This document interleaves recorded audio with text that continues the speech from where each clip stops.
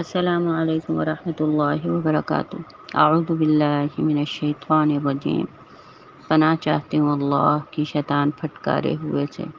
بسم اللہ الرحمن الرحیم۔ اللہ کے نام کے ساتھ جو بڑا مہربان اور بڑا رحم کرنے والا ہے۔ صفحہ نمبر 22، عرش کی صفات، البدایہ والنہایہ کا اردو ترجمہ، تاریخ ابن کثیر ہم پڑھ رہے ہیں۔ الرحمن علی العرش استوى رفیع الدرجات ذو العرش فتعالى اللہ الملک الحق لا الہ الا هو رب العرش الکریم لا الہ الا هو رب العرش العظیم وهو الغفور الودود ذو العرش المجید۔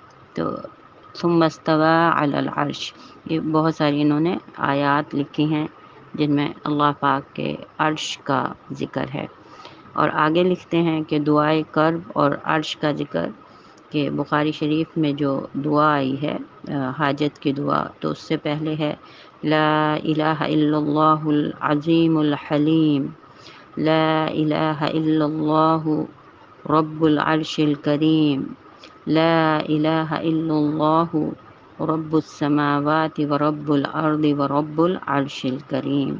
کہ اس طرح ہم حاجت کی دعا کو، کسی آپ تکلیف میں مبتلا ہیں تو آپ اس دعا کو شروع کریں گے، اور اس میں عرش عظیم کا ذکر ہے کہ اللہ رب ہے عرش کریم کا۔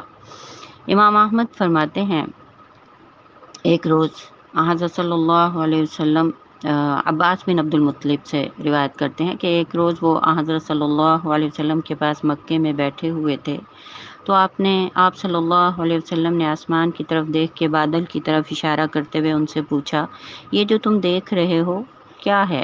صحابہ کرام رضی اللہ عنہم نے عرض کیا، یا رسول اللہ یہ بادل ہیں۔ اس کے بعد آپ نے فرمایا، کیا ان میں مزن ہے، یعنی بارش ہے؟ ہم نے عرض کیا، جی ہاں یا رسول اللہ، مزن بھی ہے۔ اس کے بعد آپ نے فرمایا، اور عنان؟ یہ سن کے ہم چپ رہے کہ اسے اللہ اور اس کا رسول جانتے ہیں۔ تو آپ نے فرمایا، صحاب اور عنان میں 500 سال کی دوری ہے۔ یہاں اصحاب لکھا ہوا ہے، میرا خیال ہے یہ غلطی سے لکھا ہے انہوں نے، بادل کیونکہ اوپر ابھی ذکر ہوا ہے تو صحاب بادل کو کہتے ہیں، تو یہ غلطی سے انہوں نے اصحاب لکھ دیا یہاں۔ تو صحاب اور عنان میں 500 سال کی دوری ہے۔ اس کے بعد مذکورہ بالا اصحاب کے بقول، یعنی صحابہ کرام کے بقول، آپ نے فرمایا، ایک آسمان سے دوسرے آسمان تک راستہ کھلا ہوا صاف ہے، اور 7ویں آسمان کے اوپر اور نیچے خلائی بحر ہے جیسا زمین اور پہلے آسمان کے درمیان ہے۔ 7ویں کے اوپر 8 چڑھائیاں ہیں جیسا کہ زمین اور پہلے آسمان کے درمیان میں ہیں، جن کے بعد نشیب و فراز ہیں، عرش کی پہنائی ہے جو عرش الہی کہلاتا ہے، اور اتنی بلندیوں سے اللہ تعالیٰ کو بنی آدم کے ہر عمل کا علم ہوتا رہتا ہے۔ یہ حدیث مبارکہ امام احمد بن حنبل نے اور ابو داود رحمۃ اللہ علیہ نے اور ابن ماجہ میں، ترمذی میں بھی نقل کی ہے۔ اس حدیث مبارکہ کو ان سب نے صحیح کہا ہے۔ مذکورہ والا تمام باتوں کے بعد صحابہ کرام میں بحث چلی، تو آپ صلی اللہ علیہ وسلم نے فرمایا، افسوس ہے تم پر، کیا تم عرش و فرش اور ارض و سماء اور ان کے درمیان جو خلائی فضا وغیرہ ہے، اس کے بارے میں اتنا نہیں سمجھتے کہ اللہ تعالیٰ کا عرش ان سب پر محیط اور اس کی ذات پاک عظیم ترین ہے۔ ابن بشار کی روایت میں بھی ان اللہ فوق عرشہ فوق سماوات کا لفظ آتا ہے، یعنی آسمانوں کے اوپر عرش ہے، اور اسی طرح پھر آگے تھوڑی انہوں نے بحث کی ہے۔ پھر اس کے بعد ایک لفظ عتیت کا ذکر آیا ہے، اس کو آگے بیان کرتے ہیں کہ حضرت عمر بن خطاب رضی اللہ تعالیٰ عنہ کے حوالے سے بیان ہے کہ ایک عورت نے حضرت صلی اللہ علیہ وسلم کی خدمت میں حاضر ہو کے عرض کیا، یا رسول اللہ صلی اللہ علیہ وسلم، میرے لیے اللہ تعالیٰ سے دعا فرمائیے کہ وہ مجھے مرنے کے بعد جنت میں داخل فرمائے۔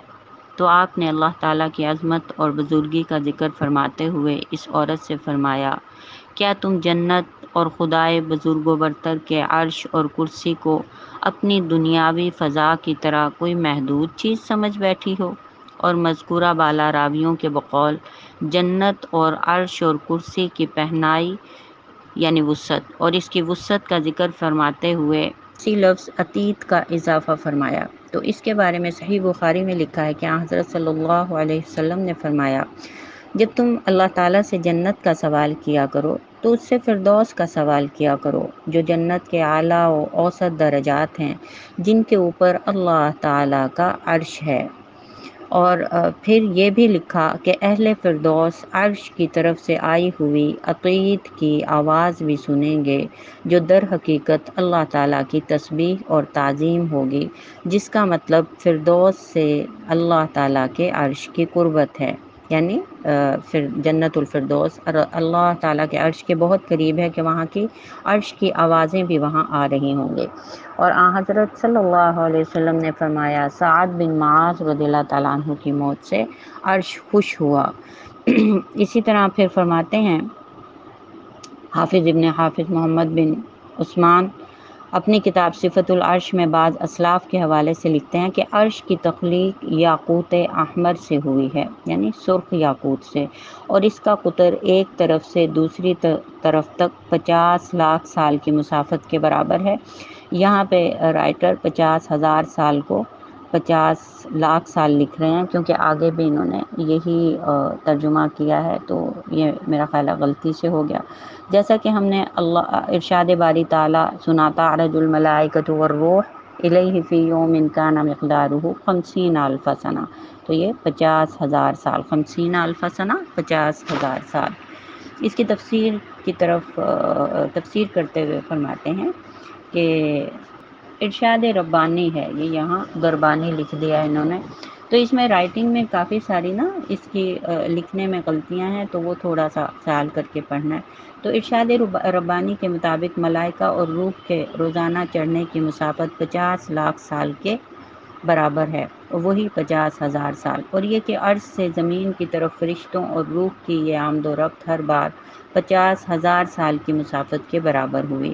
اس میں بعض متکلمین کہتے ہیں کہ عرش جو ہے ہر جانب سے عالم پر محیط ہے، لیکن یہ صرف آسمانوں کی ہے۔ عرش کے بارے میں ہے کہ عرش کو ملائکہ اٹھائے ہوئے ہیں اور اس کے پائے ہیں، اور انہیں کوئی اٹھائے ہوئے ہے، جبکہ کسی آسمان کے پائے نہیں ہیں، اور وہ بے ستون قائم ہیں۔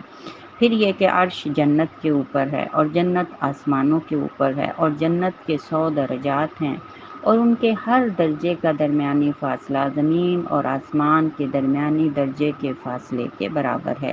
چنانچہ عرش اور کرسی کے مابین جو فاصلہ ہے، اسے آسمانوں کے درمیانی فاصلے سے کوئی نسبت نہیں ہے، یعنی یہ جو 50,000 سال والا فاصلہ ہے، اس کو تو کوئی نسبت ہی نہیں ہے۔ عرش اور کرسی کے درمیان جو فاصلہ ہے وہ تو بہت ہی زیادہ ہے۔ جزاکم اللہ خیرا کثیرا۔ اللہ پاک ہمیں اس جو کچھ ہم نے پڑھا، جو اللہ پاک کے کلام کی آیتیں اور احادیث پڑھی، اللہ پاک ان کا ایمان اور ان کی محبت اور یقین ہمیں نصیب فرما دے، اور ہمارے لیے ہدایت کا راستہ آسان فرما دے۔ السلام علیکم ورحمۃ اللہ۔